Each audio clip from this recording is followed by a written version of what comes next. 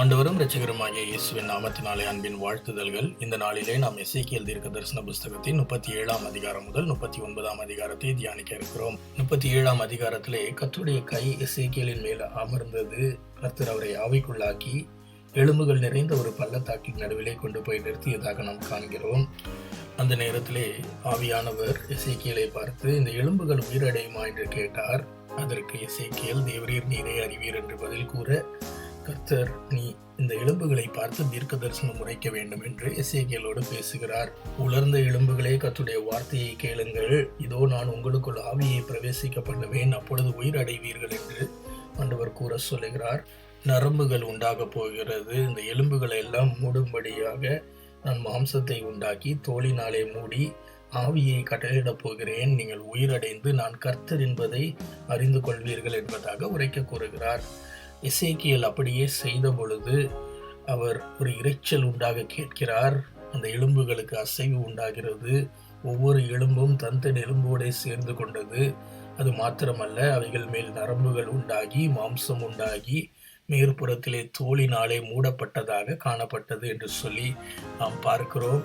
அவைகளிலே ஆவி இல்லாது காணப்பட்டது. அப்பொழுது மறுபடியுமாக எசேக்கியேல் தேவனுடைய வார்த்தையை உரைத்த பொழுது அவைகள் ஆவி பெற்று உயிரடைந்து காலூன்றி மகா பெரிய சேனையாக நின்றதாக நாம் வேதத்திலே வாசிக்கிறோம்.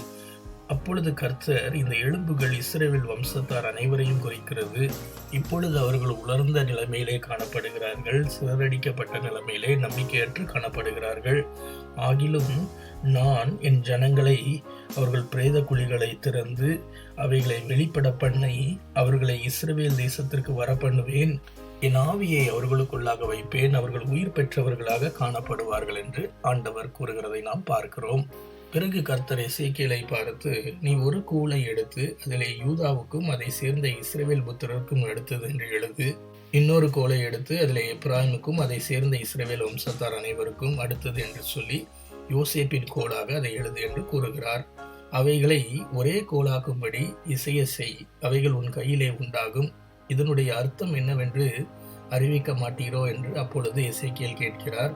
அப்பொழுது கர்த்தர், இந்த இஸ்ரவேல் கோத்திரத்தாரும் யூதாவின் கோலோடே சேர்ந்து யோசேப்பின் கோலை இணைத்தது போல ஒன்றாக சேர்க்கப்பட போகிறார்கள். அவைகள் என் கையினாலே உண்டாக போகிறது என்று கூறுகிறார். நீ எழுதின கோள்கள் அவருடைய கண்களுக்கு முன்பாக உன் கையிலே இருக்க வேண்டும் என்றும் ஆண்டவர் அவரிடத்திலே கட்டளையிடுகிறார். நான் இஸ்ரவேல் வம்சத்தாரை அவர்கள் போயிருக்கும் எல்லா தேசங்களிலும் இருந்து சேர்த்து அவர்களை சுய தேசத்திற்கு வர பண்ணுவேன். அவர்களை இஸ்ரவேல் மலைகளாகிய தேசத்திலே ஒரே ஜாதியாக மாற பண்ணுவேன். ஒரே ராஜா அவர்களுக்கு இருப்பார். எல்லோருக்கும் அவரே ராஜாவாக இருப்பார். அவர்கள் இனி 2 ஜாதிகளாக காணப்பட மாட்டார்கள். அவர்கள் குடியிருந்து பாவம் செய்த எல்லா இடங்களிலிருந்தும் நான் அவர்களை ரட்சித்து அவர்களை சுத்தம் பண்ணுவேன். அவர்கள் என் ஜனமாயிருப்பார்கள். நான் அவர்கள் தேவனாயிருப்பேன் என்று ஆண்டவர் கூறுகிறார்.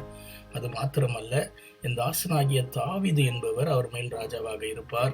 அவர்கள் எல்லோரும் ஒரே மேய்ப்பர் இருப்பார். அவர்கள் என் நியாயங்களில் நடந்து என் கட்டளைகளை கைக்கொண்டு அவைகளின்படியே செய்வார்கள். நான் கொடுக்கும் தேசத்திலே குடியிருப்பார்கள். அவர்களுக்கு சமாதானம் உண்டு பண்ணுவேன். அவர்களோடு நான் நித்திய உடன்படிக்கையையும் உண்டு பண்ணுவேன். என் வாசஸ்தலம் அவர்களிடத்திலே இருக்கும். நான் அவர்கள் தேவனாய் இருப்பேன் என்று ஆண்டவர் கூற சொல்லுகிறார். இந்த காரியங்களை நாம் வாசிக்கிறதான வேளையிலே ஆண்டவர் எப்படியாக இஸ்ரவேல் ஜனங்களை ஒன்று கூட்டப் போகிறார், யூத ஜனங்களை ஒன்று கூட்டப் போகிறார் என்பதை நாம் அறிந்து கொள்கிறோம். இதில் அநேக காரியங்கள் நிறைவேறாமல் இருந்தாலும் கடைசி காலத்தின் சம்பவங்களை அவைகள் உணர்த்துகிறதாக, கர்த்தருடைய வருகைக்கு முன்பாக நிறைவேறத்தக்கதான காரியங்களாக நாம் அறிந்து கொள்ளுகிறோம். தொடர்ந்து நாம் 38ஆம் 39ஆம் அதிகாரத்தை பார்க்கிறதான வேளையிலே இவைகள் ஒன்றோடு ஒன்று இணைக்கப்பட்டதாக நாம் பார்க்க முடிகிறது. 2ஆம் வசனத்திலே நாம் வாசிக்கும் பொழுது, கோக் என்னும் அதிபதியானவன் மாகோகு என்னும் தேசத்திலே அரசாண்டதை நாம் காண முடிகிறது. கர்த்தர் அதை குறித்து உரைத்ததான தீர்க்க தரிசனமாக நாம் பார்க்கிறோம். 4ஆம் வசனத்திலே ஆண்டவர், நான் உன்னை திருப்பி உன் வாயில் துறடுகளை போட்டு உன்னையும் உன்னை சேர்ந்தவர்களையும் நான் ஒரு திரளான பட்டயத்தோடு கூட புறப்பட பண்ணுவேன் என்பதாக ஆண்டவர் கூறுகிறதை நாம் பார்க்கிறோம். 8ஆம் வசனத்திலே, அநேக நாட்களுக்கு பிற்பாடு நீ விசாரிக்கப்படுவாய். பட்டயத்துக்கு நீங்களாகி பற்பல ஜனங்களிலிருந்து சேர்த்து கொள்ளப்பட்ட அனைவரும் தேசத்திலே கடைசி வருஷங்களிலே வருவார்கள். நீ ஆயத்தப்படு, உன்னுடனே கூடின எல்லா கூட்டத்தையும் ஆயத்தப்படுத்து, நீ அவர்களுக்கு காவலாளனாய் இரு என்று ஆண்டவர் உணர்த்துகிறார். 14ஆம் வசனத்திலே, பின்பு கர்த்தர், மனுபுத்திரனே, நீ தீர்க்க தரிசனம் உரைத்து கோகை நோக்கி, கர்த்தராகிய ஆண்டவர் என் ஜனமாகிய இஸ்ரவேல் சுகமாய் குடியிருக்க பண்ணும் பொழுது அக்காலத்திலே நீ அதை அறிவாய் அல்லவோ? நீயும் உன்னுடனே கூட திரளான ஜனங்களும் வடதேசத்தில் உள்ள உன் ஸ்தானத்திலிருந்து வருவீர்கள். அவர்கள் பெரிய கூட்டமும் திரளான சேனையுமாயிருந்து எல்லாரும் குதிரைகளின் மேல் ஏறி வருகிறவர்களாக காணப்படுவார்கள். நீ தேசத்தை கார்மேகம் போல மூடி என் ஜனமாகிய இஸ்ரவேலுக்கு விரோதமாய் எழும்பி வருவாய். இது கடைசி நாட்களிலே சம்பவிக்க போகிறது. ஆகவே ஜாதிகளின் கண்களுக்கு முன்பாக உன் மூலமாய் நான் பரிசுத்தர் என்று விளங்கப்படுகிறதால் அவர்கள் என்னை அறியும்படிக்கு உன்னை என் தேசத்துக்கு விரோதமாக நான் வர பண்ணுவேன் என்று ஆண்டவர் உரைக்கிறதை நாம் பார்க்கிறோம். இந்த தீர்க்க தரிசனமானது அநேக வருடங்களுக்கு முன்பாக உரைக்கப்பட்டிருந்தாலும் என்னுடைய கோபமானது அந்த நாளிலே எழும்ப போகிறது. இஸ்ரவேல் தேசத்தில் பெரிய அதிர்ச்சி உண்டாகி என் பிரசன்னத்தினால் சமுத்திரத்து மச்சங்களும் ஆகாயத்து பறவைகளும் வெளியின் மிருகங்களும் தரையில் ஊறுகிற சகல பிராணங்களும் தேசமெங்கும் உள்ள நரஜீவன்களும் அதிரப் போகிறது. என் எல்லா மலைகளிலும் பட்டயத்தை அவனுக்கு விரோதமாக வரவழைப்பேன் என்று நான் சொல்லியிருந்தேன். அவனவன் பட்டயம் அவனவன் சகோதரனுக்கு விரோதமாக காணப்படும்.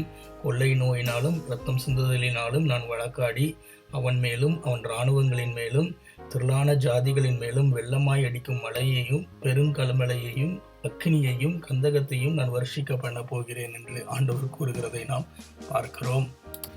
ஆக தேவன் கோகை மாகோகை எழும்பி வர பண்ணியிருந்தாலும் அது முன்பாகவே முன்குறிக்கப்பட்ட ஒரு காரியமாக காணப்பட்டாலும் தம்முடைய ஜனங்களுக்காக அவர் வழக்காடி தம்முடைய ஜனங்களுக்காக அவர் நியாயம் விசாரிக்கப் போகிறார் என்பதை நாம் அறிந்து கொள்ள முடிகிறது. தேவன் தம்முடைய நியாய தீர்ப்பை அந்த நாளிலே வெளிப்படுத்தும் பொழுது கர்த்தரே தேவன் என்பதை ஜனங்கள் அறிந்து கொள்ளும்படியாக இந்த காரியங்களை ஆண்டவர் செய்கிறார். 39ஆம் அதிகாரத்திலேயும் நாம் தொடர்ந்து வாசிக்கும் பொழுது, தேவனின் மேசேக் தூபால் ஜாதிகளின் அதிபதியாகிய கோகே, நான் உனக்கு விரோதமாக வருகிறேன். உன்னை திருப்பி உன்னை 6 துறடுகளால் எடுத்து உன்னை வடபுறத்திலிருந்து எழும்பவும் இஸ்ரவேல் மலைகளில் வரப்பண்ணவும் உன் வில்லை உன் கையிலிருந்து தட்டிவிட்டு உன் அம்புகளை விழப்பண்ணவும் போகிறேன் என்பதாக ஆண்டவர் கூறுகிறார். அதாவது தேவன் அவர்களை எவ்வாறாக மேற்கொள்ளப் போகிறார், தம்முடைய ஜனங்களுக்கு வெற்றியை கொடுக்க போகிறார் என்பதை நாம் அறிந்து கொள்ள முடிகிறது.